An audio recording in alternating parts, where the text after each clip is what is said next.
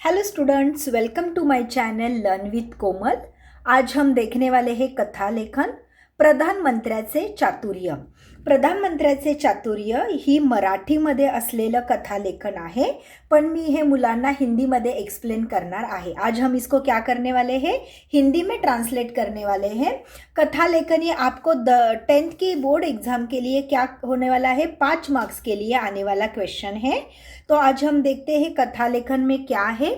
प्रधानमंत्र्याचे चातुर्य।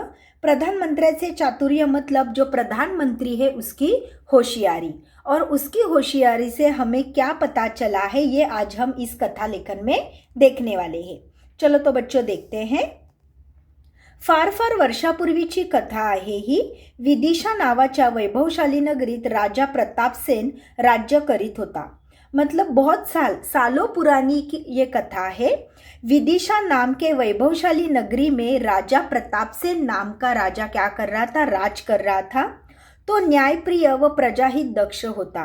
वो न्यायप्रिय मतलब वो जो राजा था प्रतापसेन, वो सबको न्याय देने वाला, और प्रजाहित दक्ष मतलब अपनी जो प्रजा है, सेवक है, उनके हित के बारे में, उनके कल्याण के बारे में सोचने वाला राजा था। राजा प्रतापसेन क्या था, हौशी ही होता, मतलब वो बहुत शौकीन था।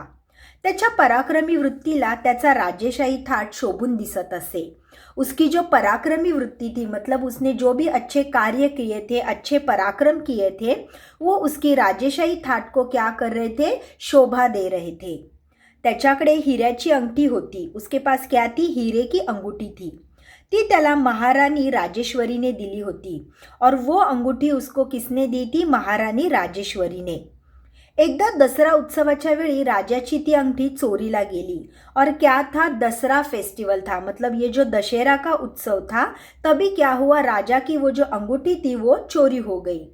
ती अंगठी राजाची अत्यंत आवडती वस्तु होती। अब वो जो राजा की अंगूठी थी वो क्या थी, उसको बहुत पसंद थी, क्योंकि उसको किसने दी थी, महारानी राजेश्वरी ने दी थी। ती चोरीला गेल्यामुळे राजा अतिशय अस्वस्थ झाला, और वो अंगूठी चोरी हो गई। इसके लिए राजा क्या हुआ, अस्वस्थ हुआ, बेचैन हो गया। राजाची अस्वस्थता पाहून प्रधानमंत्र्याने चौकशी केली असता राजाला आपल्या सेवकांवर संशय असल्याचे त्याला कळले। और जैसे ही ये बात प्रधानमंत्री को पता चली तो उनको क्या समझ में आया कि राजा को शायद अपने ही सेवकों पर क्या है, डाउट है। मतलब उनको अपने सेवकों पर ही डाउट है, ऐसा उसको लगा। प्रधानमंत्री राजाला म्हणाला, महाराज आपण चिंता करू नका, तुमची हिऱ्याची अंगठी मी शोधून देतो। और जैसे ही प्रधानमंत्री को पता चला तो प्रधानमंत्री ने क्या कहा महाराज को, आप चिंता मत कीजिए, आपकी हीरे की अंगूठी मैं ढूंढ के दूंगा। होशियार प्रधानमंत्र्याने एक युक्ति केली। फिर होशियार, ये जो होशियार प्रधानमंत्री था उसको एक युक्ति सूझी। त्याने राजाच्या पदरी असलेल्या सर्व सेवकांना एकत्र बोलवले व सर्वांना समान उंचीच्या काठ्या दिल्या। उसने क्या किया, ये जो प्रधानमंत्री था उसने राजा के जितने भी सेवक थे सबको एक साथ बुला लिया, और सबको सेम हाइट की क्या दी, लाठी दे दी, आणि सांगितले, नीट लक्षात घ्या, या जादूच्या काठ्या आहेत, या काठ्या उद्यापर्यंत तुम्ही आपल्याजवळ ठेवायच्या आहेत। अभी प्रधानमंत्री ने क्या चालाकी की है कि उन्होंने क्या किया, ये जितने भी राजा के सेवक थे सबको एक साथ बुला दिया। सबको एक साथ बुलाने के बाद उन सबको क्या किया, एक सेम हाइट की सबको लाठी दे दी, और क्या कहा कि ये सब लाठियाँ कैसी है, जादू की है, और ये कल तक तुम्हें अपने पास रखनी है। जो कोणी चोर असेल त्याची काठी उद्यापर्यंत 2 इंच वाढेल। और उन्होंने क्या कहा, जो कोई भी चोर होगा, मतलब किसने ये अंगूठी चुराई होगी, उसकी जो लाठी है वो कल तक क्या होने वाली है, 2 इंच से बढ़ने वाली है, क्योंकि ये मामूली लाठी नहीं है, ये क्या है, जादू की लाठी है। ह्या काठ्या उद्या आपल्या बरोबर आणायच्या आहेत। और सभी सेवकों को क्या बताया गया, कल आपको ये लाठी लेके आना है, तब पता चलेगा ये अंगूठी किसने चुराई है। सर्व सेवकांनी आपापल्या काठ्या घरी नेल्या, मतलब सब सेवक ने क्या किया, वो लाठी लेके सब घर पर गए।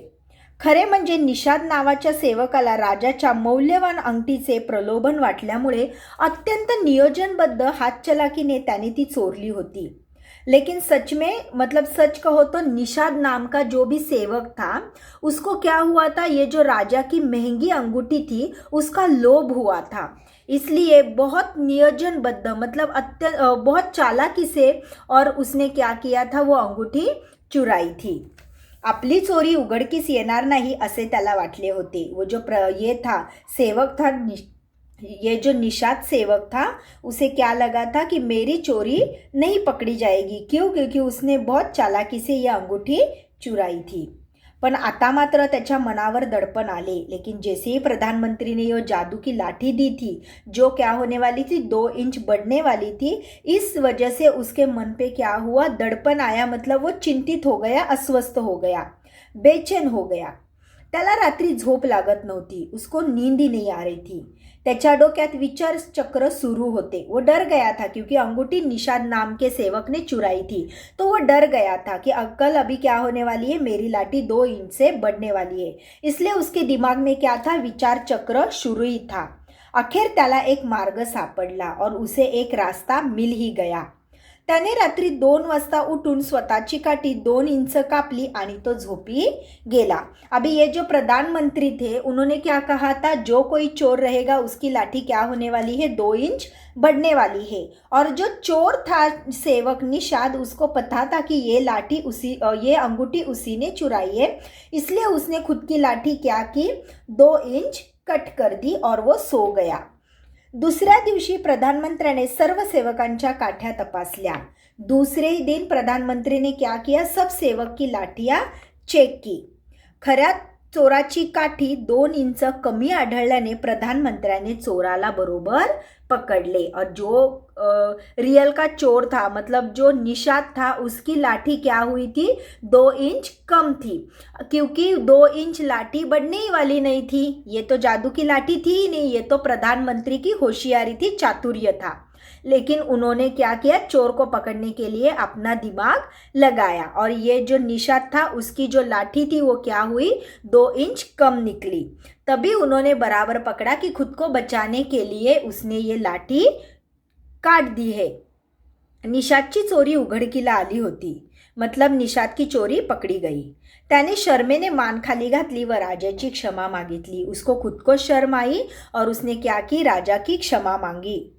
त्यानंतर त्याने राजाला त्याची हिऱ्याची अंगठी परत केली व यापुढे आपण कोणतीही चोरी करणार नाही अशी शपथ घेतली।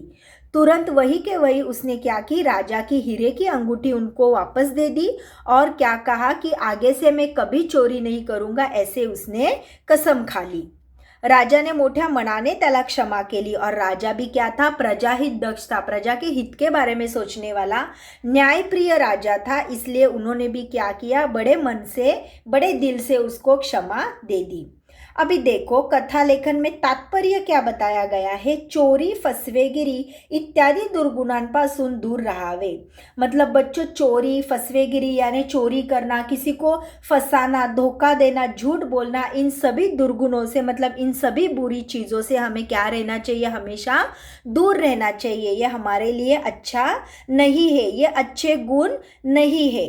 तो हमेशा कैसा रहना चाहिए, ऐसी सब मतलब बुरी चीज़ों से, बुरी बातों से हमें हमेशा दूर रहना चाहिए।